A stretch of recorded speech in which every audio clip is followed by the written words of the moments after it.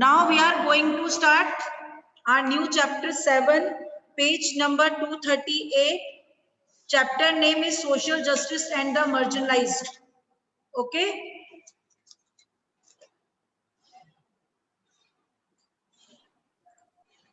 ठीक है बेटा?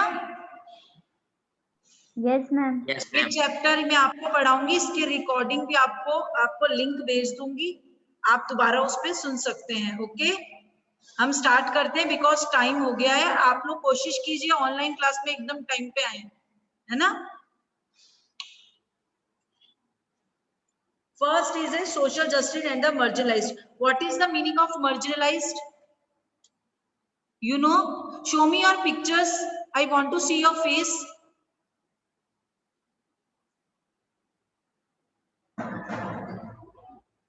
Kashish, Prem, Khushi, Hinal.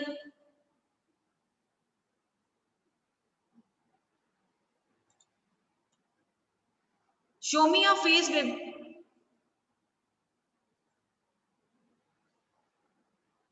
Yes.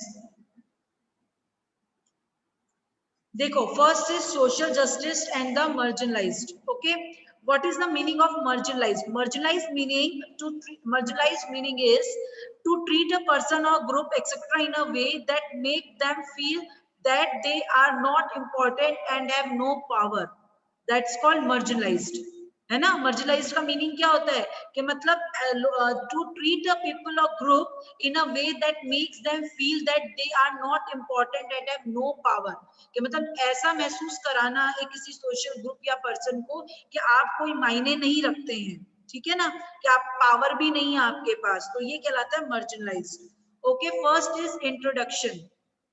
आपको कहीं भी ऐसा लगे ना कि मैम की स्पीड ज्यादा है तो मुझे बोल देना, मैं स्लो हो जाऊंगी। Okay, Introduction.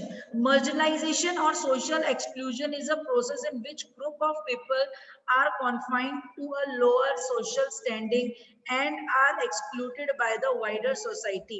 Marginalization क्या होता है? एक तरीके से ऐसा social exclusion और एक ऐसा proper होता है जिसमें क्या किया जाता है कि particular कुछ जो ग्रुप होता है उसको वाइडर सोसाइटी के द्वारा क्या कर दिया जाता है, उसको छोड़ दिया जाता है।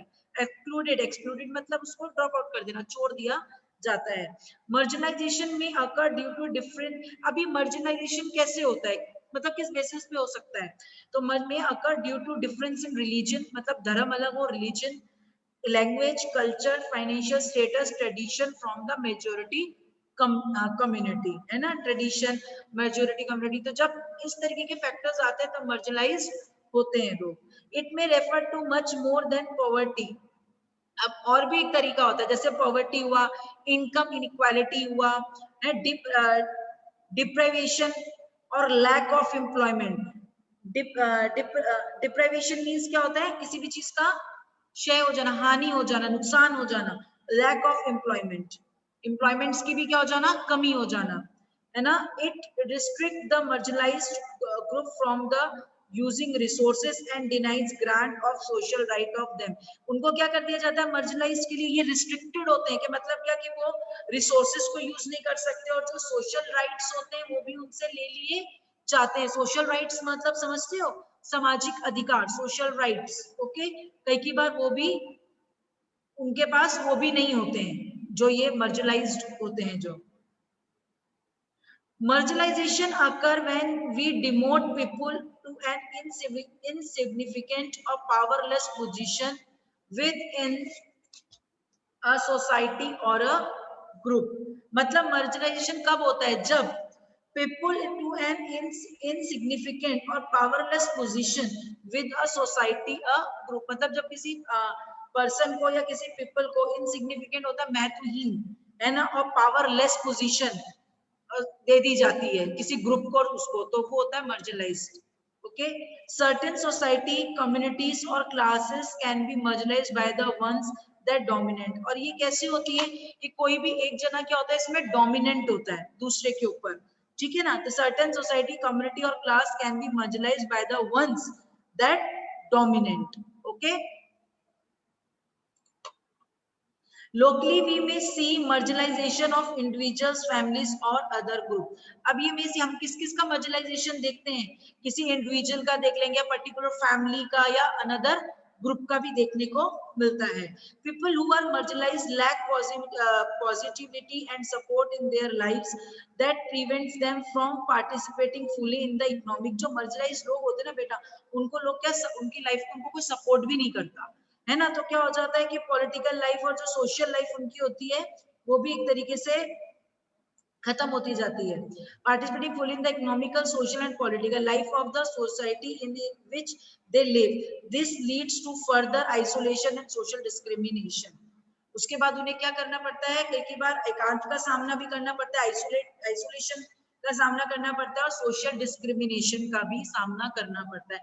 कहने का मतलब पूरा इसमें ये कि जो मार्जिनलाइज्ड पीपल होते हैं उनको, जो हमारी सोसाइटी, जो वाइडर सोसाइटी होती है जिसमें कि कुछ सोसाइटीज में कुछ पर्टिकुलर ग्रुप्स डोमिनेट होते हैं, उनके द्वारा उन पर्टिकुलर जो लोग होते हैं जो मार्जिनलाइज होते हैं उनको क्या होता है कि मतलब उनको ना तो सोशल राइट्स होते हैं, ना उनको कोई सोशो इकोनॉमिक कोई उसमें रखा जाता है, उनको मौके भी नहीं दिए जाते आगे बढ़ने के। तो इस तरीके से क्या होती है, पिछड़ता जाता है ये वाला जो ग्रुप होता है, वो होता है मार्जिनलाइज्ड। यही समझाया गया है हर तरीके से इस पैराग्राफ में। अभी तक कोई दिक्कत है इंट्रोडक्शन में? इंट्रोडक्शन में कोई दिक्कत है बेटा? Any problem in introduction? Give me answer, yes और नहीं ना? स्पीड सही है या स्लो करूं? सही है मैम। सही है। फिर है मार्जिनलाइजेशन इन इंडिया। अब हम इंडिया में मार्जिनलाइजेशन को पढ़ेंगे। In India the practice of caste system resulted in the creation of a section of people who were historically excluded from the main stream society. मतलब इंडिया के अंदर क्या होता है, कास्ट सिस्टम होता है ना, कास्ट सिस्टम चलता है इंडिया के अंदर, तो उसका जो रिजल्ट हुआ उसमें उसका रिजल्ट क्या निकला, in the creation of a section of people who were historically excluded from the main stream of society. मतलब कुछ लोगों को तो क्या हिस्टोरिकली, मतलब ऐतिहासिक, मतलब अगर हम पीछे इतिहास में भी जाके देखेंगे तो भी वो एक्सक्लूडेड, उनको कर दिया गया था मेन स्ट्रीम सोसाइटी से, मतलब हटा दिया गया था उनको। मेन स्ट्रीम जो सोसाइटी होगी ना उस वक्त की, जो मेन जो सोसाइटी होगी उसमें से उनको मतलब यस बेटा क्या हुआ? Any problem? Any problem? किसका माइक, ये म्यूट करो अपना माइक, किसका माइक है? कोई प्रॉब्लम बेटा? Any problem? Tell me yes और no, time is very important for me. No ma'am. Yes, तो उनको पिछले उसमें ही हिस्टोरिकली उसमें ही क्या एक्सक्लूडेड कर दिया गया था, ठीक है ना। For example people working as leather worker, अभी एग्जाम्पल के तौर पे समझाया गया है कि people working as leather worker, manual scavengers were treated as outcast and were subjected to continual humiliation and suppression. मतलब क्या होता है कि जो लोग ऐसे काम करते हैं, जैसे जो कि स्कैवेंजर्स, मैनुअल स्कैवेंजर्स का काम करते हैं, लेदर वर्कर्स होते हैं, इनको क्या किया जाता है, हमेशा एक आउटकास्ट की तरह ट्रीट किया जाता है, सब्जेक्टेड टू कंटिन्यूअल ह्यूमिलिएशन, मतलब लगातार इनका क्या किया जाता है, निरादर किया जाता है ना। और सुपरसिएशन मतलब होता है दमन in Hindi. Such committees are included in the, अब ये कमिटी कौन कौन सी है देखिए, schedule caste SC, the schedule tribe ST and other backward class OBC, ठीक है ना। इसके अंदर ये सारी जातियां आती हैं जिनको कि मतलब एक्सक्लूड कर दिया गया था बिकॉज ऑफ उनके वर्क की वजह से ना, लोग उनको अपनी सोसाइटी में लेते नहीं थे, पहले नहीं लेते थे, अब लेते हैं, अब तो सब कॉमन है। Okay, Our constitution contain certain provision for elevating the condition of marginalized। हमारा जो constitution है उसने में ऐसे provision है, provisions means प्रावधान है कि for elevating the condition of the marginalized, के मतलब जो marginalization है ना उसकी condition को कम किया जा सके, elevating means कम किया जा सके। It also provide for protective measures for the minorities, उसमें क्या है particular protective measures दे सके जिससे कि minorities को उसका फायदा मिल सके और माइनॉरिटी को हम प्रोटेक्ट कर सकें। The term minority is commonly used for communities that are less in number in relation to the rest of population, the term minority, minority जो टर्म आया है वो किनके लिए आया है, जो हमारी पॉपुलेशन में कम है उनके लिए माइनॉरिटी। माइनॉरिटी आता है ना कि भाई इनको किसमें रिजर्वेशन है, माइनॉरिटी में, क्योंकि पॉपुलेशन में क्या है ये कम है, तो उनके लिए जो वर्ड यूज आता है ना वो माइनॉरिटी आता है। Our government is also constantly working to improve the condition of the people, including the women, children, elderly and different abled. मतलब जो हमारी गवर्नमेंट है वो कंटिन्यूसली क्या कर रही है, काम कर रही है ताकि इन लोगों की कंडीशन को सुधार सके। और उसके अंदर कौन कौन भी और भी लोग इंक्लूड है, जैसे वुमेन है, चिल्ड्रन है, एल्डरली है, डिफरेंट एबल लोग हैं, इनको भी इंक्लूड किया गया ताकि ये लोग भी आगे इनमें भी इम्प्रूवमेंट आ सके और ये आगे बढ़ सके। ठीक है, हमारा नेक्स्ट टॉपिक आता है the scheduled caste. Scheduled caste आप सब लोग समझते होंगे। We have already learnt about the existence of the caste system in India, due to which the people who were on the bottom rung of the caste ladder were continuously exploited. अब क्या होता है, जो हमारा cast ladder है, ladder होता है सीढ़ी, कास्ट लेडर जो हमारा होता है जाति का जो सिस्टम होता है उसमें सबसे बॉटम रंग पे होते हैं, निचले स्तर पर होते हैं, ठीक है, जिनको कि कंटिन्यूसली क्या किया जाता है, एक्सप्लॉइट किया जाता है, किनको, एससीज को, है ना। They were allowed to do the job like the, अब उनको कौन कौन सी जॉब के लिए अलाउ करते हैं, जैसे cleaning of animal skin, night soils etc. They were considered too lowly for the people belonging to the upper caste. upper caste लोग हमेशा उनके संग कैसा व्यवहार करेंगे, एकदम lowly, मतलब निचले स्तर का, है ना। They were denied the right to education, thus failed to develop socially, economically. अब क्या कर दिया गया, इनको डिनाई कर दिया, इनको राइट टू एजुकेशन भी नहीं दिया गया, जिससे क्या हो गया कि ये लोग बहुत ही ज्यादा सोशली और इकोनॉमिकली डाउन चले गए। ठीक है, such people have been categorized as scheduled caste. ऐसे लोगों को किस कैटेगरी में हमने रखा, एससी कैटेगरी में।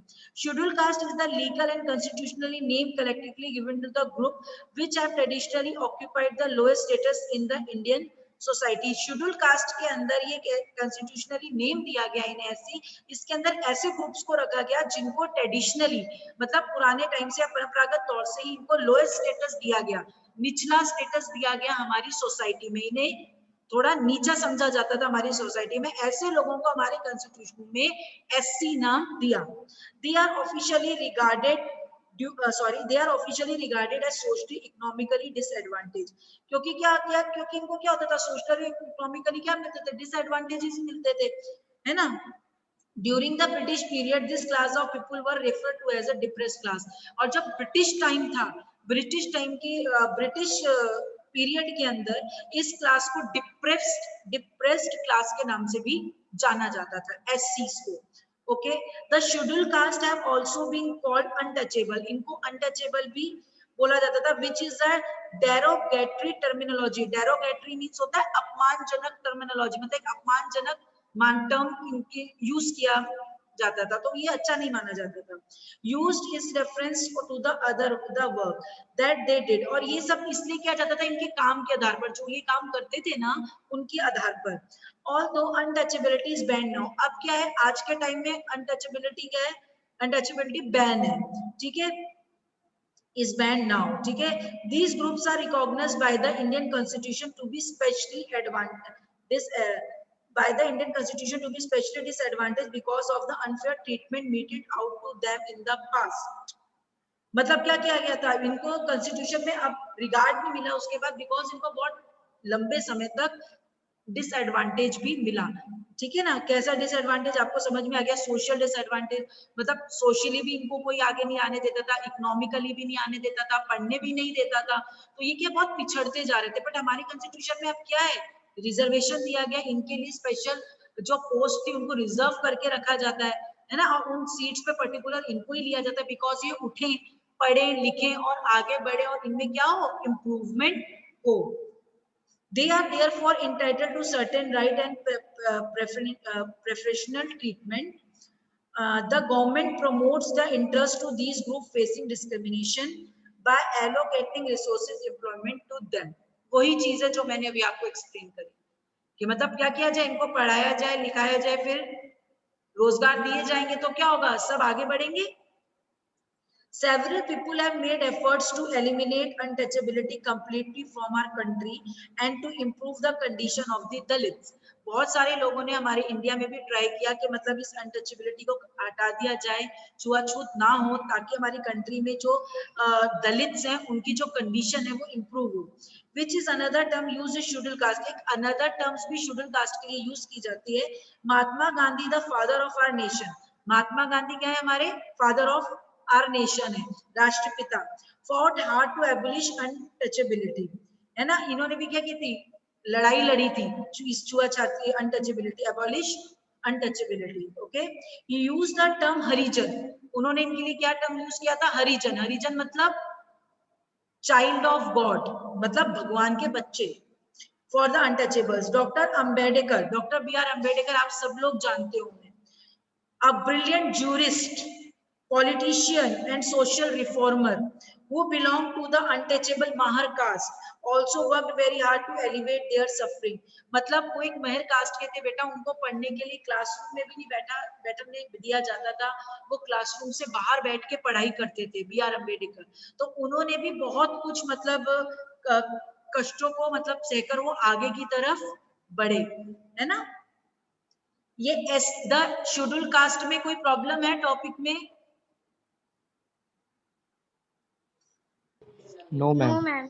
नहीं है ना. वैसे तो बहुत नॉर्मल सी चीज है, पढ़ते ही आपको आसानी से समझ में आ जाएगा, है ना. The schedule tribes. ठीक है, अभी हमने एससी के बारे में पढ़ा, अब हम एसटीज के बारे में पढ़ेंगे. Schedule tribes is a term used by the Indian government for the people who face marginalisation based on ethnicity. ठीक है ना. एथेंसिटी होता है जातीयता, मतलब एमर्जेशन. इनका भी क्या था? जाति के तौर पर क्या किया जाता था? मार्जिनलाइजेशन. ठीक है ना. इन्होंने scheduled tribes is a term used by the Indian government for the people. ये इंडियन गवर्नमेंट एसटी उन लोगों के लिए टर्मिनाइजेशन यूज करती है बिकॉज वो फेस मार्जिनलाइजेशन बेस्ड ऑन एथेंसिटी, मतलब जिन्होंने जाति तौर पर मार्जिनलाइजेशन को सहा है, उनके लिए एसटी वर्ड यूज किया जाता है. दे आर रेफर्ड एज आदिवासी. आदिवासी भी आते हैं इस कैटेगरी में. In various official record and documents. ठीक है, बहुत सारे डॉक्यूमेंट्स के अंदर हम देखते हैं कि आदिवासियों को भी एसटी कैटेगरी में उल्लेख किया जाता है, उनको माना जाता है रिटर्न में. ठीक है. They are often mentioned together with the schedule caste for officially purpose. मतलब जो इनका जो जिक्र है वो आपको हमेशा शेड्यूल कास्ट के उसमें भी मिलेगा. अगर हम डॉक्यूमेंटेशन में देखेंगे ना तो उनके संग इसका अक्सर एसटी के संग एसटी का भी नाम आता है.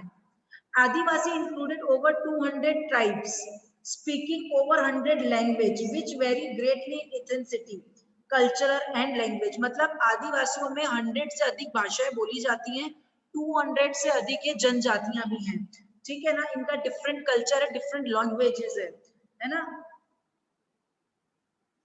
डिफरेंट है. However, there are a similarity in their way of life and their position within Indian society.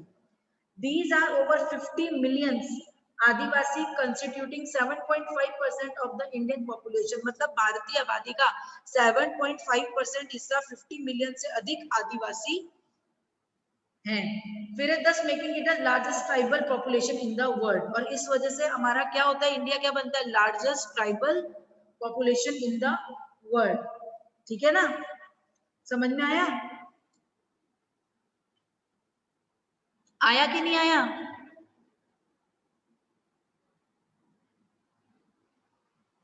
आप लोग प्रेजेंट हो, समझ में आया कि नहीं आया तो पूछो. Any doubt? No, ma'am.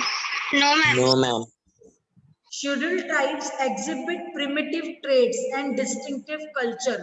Means ये जो scheduled tribes होते हैं इनके क्या होते हैं? अलग ही एक इन हिंदी वर्ड यूज करते हैं आदिम लक्षण और विशिष्ट संस्कृति. फॉर प्रिमिटिव ट्रेट्स मतलब इनके अलग ही मतलब आप अपनी लैंग्वेज में समझो तो इनके संस्कृति, इनका पहनावा, उठना बैठना सब हमसे बहुत ज्यादा डिफरेंट होता है. होते हैं ना आदिवासियों का, कभी अगर मूवी में भी देखा हो तो आदिवासी देखे होंगे, बहुत डिफरेंट होते हैं हमसे. है ना. They are geographically isolated and shy of established contact with the mainstream community at large.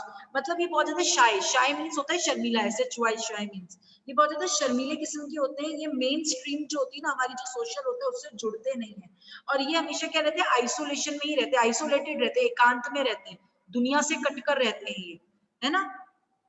They live mostly in forested area, ये हमेशा जंगलों में रहते हैं.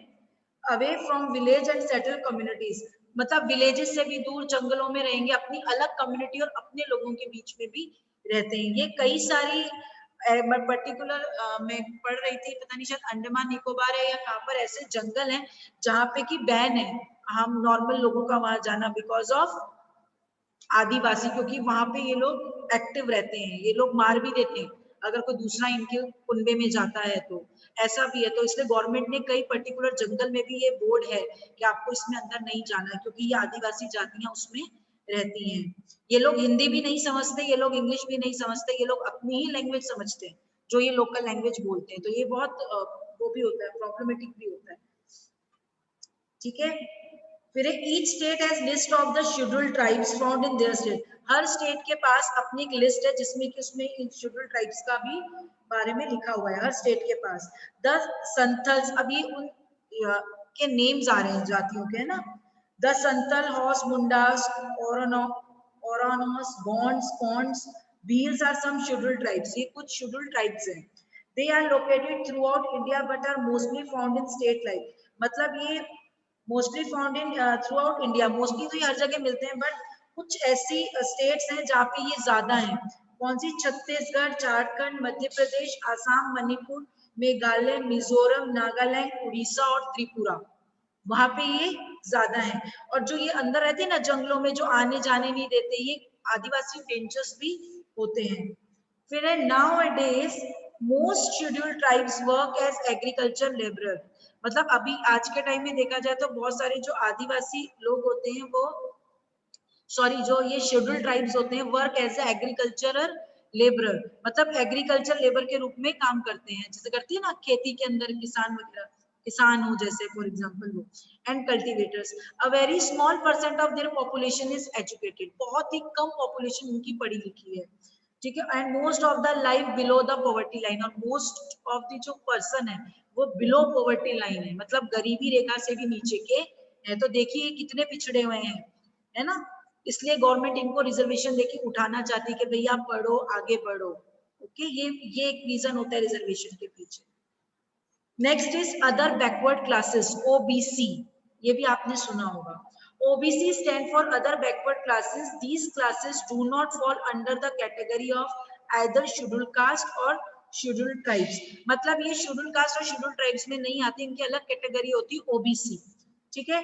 OBC is a collective term used by the government of India to classify castes which are educationally and socially disadvantaged. मतलब government ने इनके लिए OBC इसलिए मतलब इनको रेफर किया है वर्ड, बिकॉज जो ये क्या एजुकेशनली और सोशली इनको डिसएडवांटेज नहीं मिला ना, इनको एडवांटेज नहीं मिला.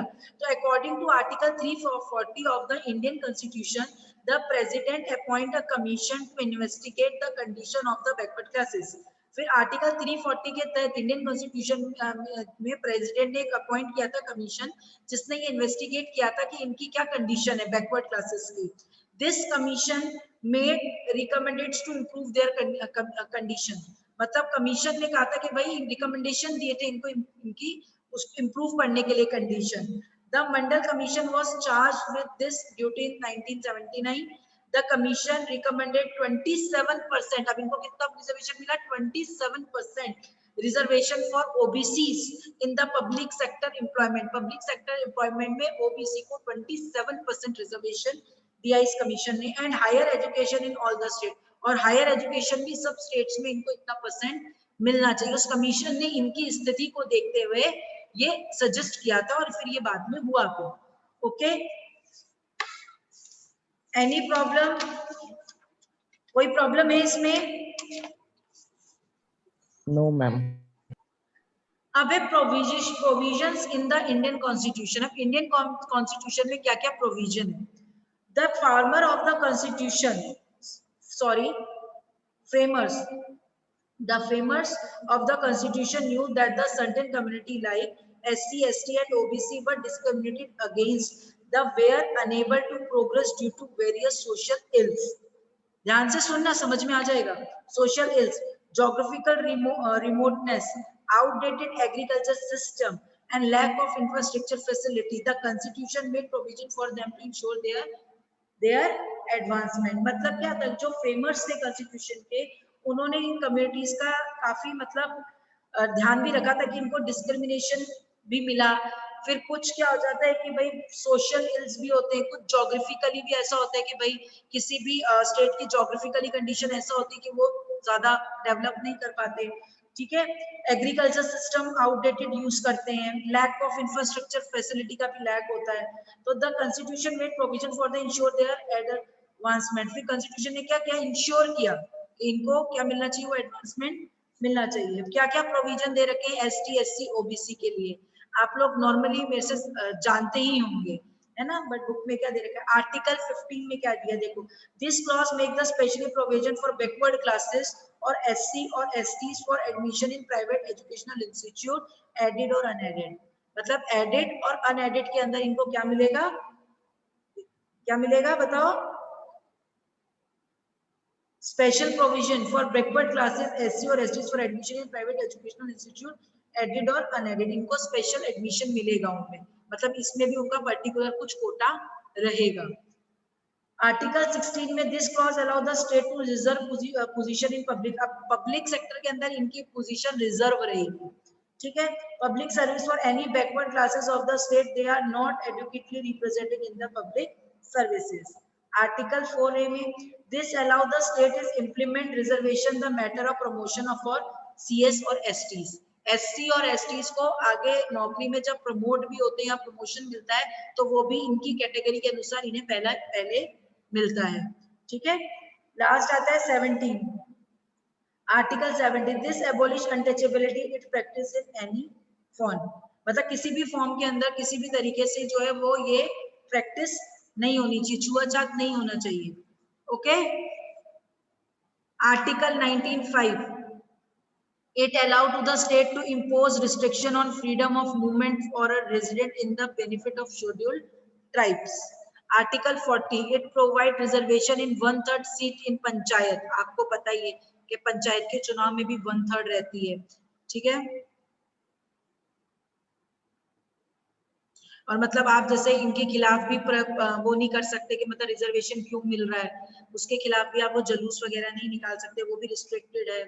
Article 42 it enjoins the state to promote with the care educational economical interest to the weaker section. 46 में दे रखा है कि स्टेट को हमेशा प्रमोट करना चाहिए और इनका केयर भी करना चाहिए, एजुकेशनल और इकोनॉमिक इंटरेस्ट इनमें डेवलप भी होना चाहिए. ओके. आर्टिकल 275 ये हम कल पढ़ेंगे यहाँ से. ठीक है. आर्टिकल 275 से अभी तक में कोई प्रॉब्लम है बेटा? No, ma'am. अगर हो भी तो आप पढ़ लेना और नेक्स्ट क्लास में हमको टाइम मिलेगा तो we will discuss about the problems also. Okay. Yes, ma'am. आप पढ़ना उससे अच्छे से, जो समझ में नहीं आए, जो मीनिंग नहीं आए, मुझसे आप नेक्स्ट क्लास पे पूछ सकते हो. ये वीडियो अवेलेबल होगा, अभी मैं कर दूंगी सेंड, तो आप इसके जरिए भी आप इसको देख के भी समझ सकते हो. फिर भी कोई डाउट हो तो नेक्स्ट क्लास में आप मुझसे पूछ लीजिएगा. ओके. और पढ़िएगा, चैप्टर को जरूर पढ़िएगा, क्योंकि नेक्स्ट क्लास में अगर मैंने चैप्टर फिनिश किया then I am asking cross questioning. Okay. मैं क्रॉस क्वेश्चनिंग करूंगी, फिर मुझे जवाब चाहिए सबसे. Getting my point? Getting my point? Say yes or no. Say yes or no. Yes, ma'am. Yes, Bye ma'am. bye. Thank you. Bye.